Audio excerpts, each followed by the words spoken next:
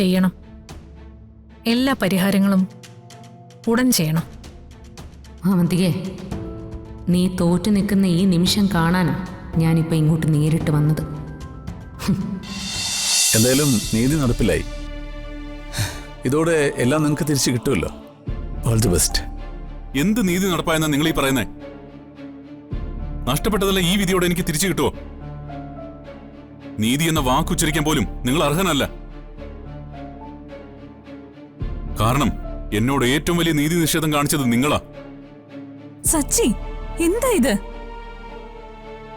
Sorry വെക്കില്ലേ, ഇത്രയെങ്കിലും പറഞ്ഞില്ലെങ്കിലേ എന്റെ മനസ്സിനൊരു സമാധാനം കിട്ടത്തില്ല.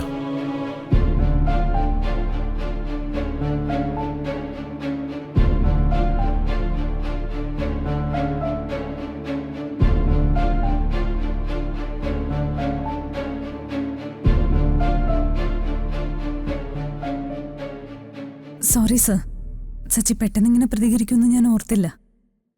അയാളുടെ മുൻപില് ഞാനിപ്പോ ഒരു ദുഷ്ടനും ക്രൂരനും ഒക്കെയാടോ.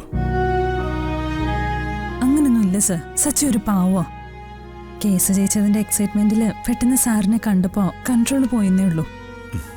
അയാളുടെ ഉള്ളിലെ രോഷവും പ്രതിഷേധവും സങ്കടവും ഒക്കെ എനിക്കറിയാം. എന്തൊക്കെ ന്യായങ്ങൾ പറഞ്ഞാലും അയാളുടെ ജീവിതമല്ലേ ഇപ്പം ഞാൻ ജീവിക്കുന്നത്. അയാൾ പറയുന്നതിനൊന്നും എനിക്കൊരു മറുപടി പറയാനുമില്ല. ഇപ്പൊ ഈ കോടതി വിധി വന്നതുപോലെ അർച്ചനയുടെ കാര്യത്തിലും ഒരു സമയം വരും സർ. അന്നെല്ലാം കലങ്ങി തെളിയും. എന്തായാലും വിധി കേട്ടപ്പോ സാറിനൊന്ന് വന്ന് സച്ചി അഭിനന്ദിക്കാൻ തോന്നിയല്ലോ, അത് നന്നായി.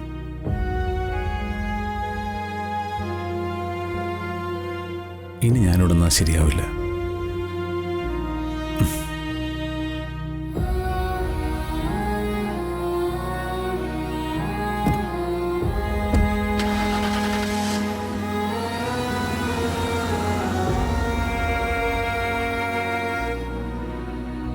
എന്താ സച്ചി ഇത്? പിന്നല്ലാതെ അയാൾ അഭിനന്ദിക്കാൻ വന്നിരിക്കുന്നു. സച്ചി തൽക്കാലം സമാധാനിക്ക്. അർച്ചനയുടെ കാര്യത്തിലും ഒരു ദിവസം ഇതുപോലെ ഒരു വിധി വരും. അർച്ചന സച്ചിയുടെ അടുത്തേക്ക് തന്നെ തിരിച്ചു വരും. അങ്ങനെ ആരുടെ വിധിക്ക് വേണ്ടി ഞാൻ അധികം നാൾ കാത്തിരിക്കലോ വക്കില്ലേ?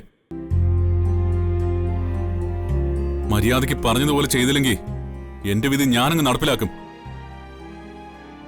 എന്റെ അർച്ചനയും മോളെയും പിടിച്ചിറക്കി ഞാനിങ്ങ് കൊണ്ടുപോരും. എടാ, അതൊന്നും വേണ്ടി വരില്ല. ഗോകുൽ സാറ് തന്നെ അർച്ചന നിനക്ക് തിരിച്ചു തരും. ഇന്ന് അവന്തിയേക്ക് വലിയ തിരിച്ചടി കിട്ടിയ ദിവസമാ. നമുക്കത് ആഘോഷിക്കാം. സച്ചി വാ, ആദ്യം കേസ് ജയിച്ചതിന്റെ സന്തോഷം. വാ സച്ചി, വാ.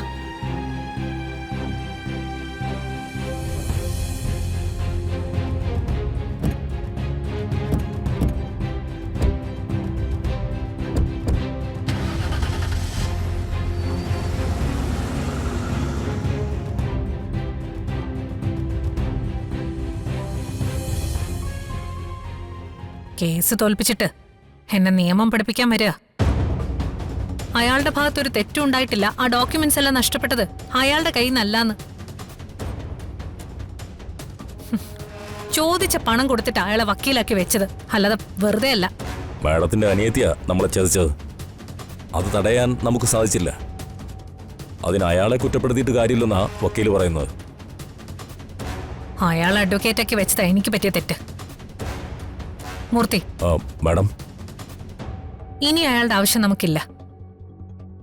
ഹൈക്കോടതിയിൽ നിന്ന് സ്റ്റേ കിട്ടാൻ നാളെ തന്നെ വേറെ നല്ലൊരു വക്കീലിനെ കണ്ടെത്തണം. എത്ര പണം ചെലവാക്കേണ്ടി വന്നാലും ഏറ്റവും മിടുക്കൻ വക്കീലിനെ തന്നെ വെക്കണം. ശരി മാഡം.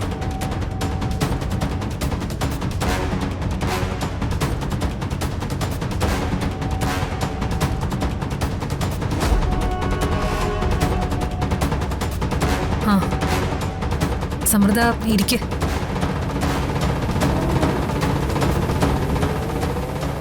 എന്താ പറ്റി? എന്താ മോമല്ലാതിരിക്കുന്നു? എന്തെങ്കിലും പ്രശ്നമുണ്ടോ? ഇനി എന്ത് പറ്റാനാ? കേസ് തോറ്റു. അയ്യോ, തോറ്റുപോയോ? ശോ, കഷ്ടായല്ലോ. എന്നാലും എന്തൊരു പണിയാ ഈ കോടതി കാണിച്ച്? ന്യായം മുഴുവൻ അവന്തികയുടെ ഭാഗത്തല്ലേ? എന്നിട്ടും കേസ് തോക്കാന്നൊക്കെ പറഞ്ഞാ? കോടതിക്ക് വേണ്ട തെളിവുകളാ. കേസ് ജയിക്കാൻ വേണ്ടി ഞാൻ രഹസ്യമായി സൂക്ഷിച്ചിരുന്ന തെളിവുകൾ എന്റെ വീട്ടിൽ നിന്ന് ആരോ ചോർത്തി അഡ്വക്കേറ്റ് ആരതിയുടെ കയ്യിലെത്തിച്ചു.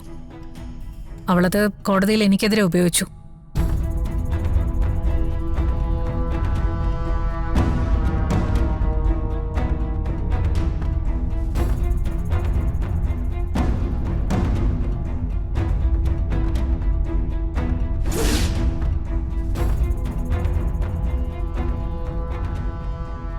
എനിക്ക് അനുകൂലമായി സാക്ഷി പറയാന്ന് പറഞ്ഞ സന്ദീപും സമയത്ത് വന്നില്ല. സാരമില്ല, ഇവിടെ തോറ്റാലും ഇതിനു മുകളിലും കോടതികളുണ്ടല്ലോ. അവിടെ അവന്തിക ജയിക്കും. കാരണം നീതി, ന്യായവും സത്യവും എല്ലാം അവന്തികയുടെ ഭാഗത്തല്ലേ.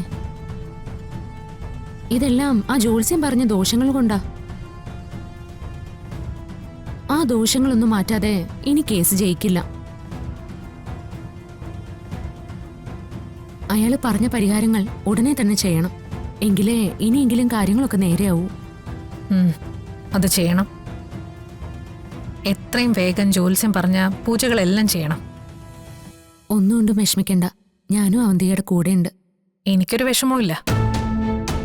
കേസ് തോറ്റു എന്ന യാഥാർത്ഥ്യം ഞാൻ അംഗീകരിച്ചു കഴിഞ്ഞു. ഇനി എന്ത് ചെയ്യണമെന്ന് എനിക്ക് നന്നായിട്ടറിയാം. കഷ്ടപ്പെട്ട് ഞാൻ നേടിയെടുത്തതിൽ ഒരു തരി പോലും ആർക്കും ഞാൻ തിരിച്ചു കൊടുക്കില്ല. കോടതിയെങ്കിൽ കോടതി. അങ്ങനെ എന്നെ തോൽപ്പിച്ചിട്ട് ആരും ഇതൊന്നും അനുഭവിക്കാന്ന് വ്യാമോഹിക്കണ്ട. വിട്ടുകൊടുക്കരുത്, ഒരു ഇഞ്ച് പോലും വിട്ടുകൊടുക്കരുത്. കേസ് നടക്കുന്നതിനോടൊപ്പം ആ ജോത്സ്യം പറഞ്ഞ പരിഹാരങ്ങളും കൂടിയൊന്ന് ചെയ്യണം. അദ്ദേഹം വിചാരിച്ചാ ഈ കേസ് ജയിക്കാൻ പറ്റും. ചെയ്യണം. എല്ലാ പരിഹാരങ്ങളും ഉടൻ ചെയ്യണം. അവന്തികേ, നീ തോറ്റു നിൽക്കുന്ന ഈ നിമിഷം കാണാനാ ഞാനിപ്പോൾ ഇങ്ങോട്ട് നേരിട്ട് വന്നത്. എനിക്ക് സന്തോഷമായി. പാവം വക്കീല്, അയാളല്ലടി നിന്നെ ഈ കേസ് തോൽപ്പിച്ചത്, ഞാനാ. ഈ തിരിച്ചടിയുടെ കൂടെ അടുത്ത അടികൂടി നിനക്ക് ഞാൻ തരാൻ പോവാ. നിന്നെക്കൊണ്ട് ഞാൻ എടുപ്പിക്കാൻ പോകുന്ന കനൽക്കാവടി എന്താണെന്ന് നീ കണ്ടോ?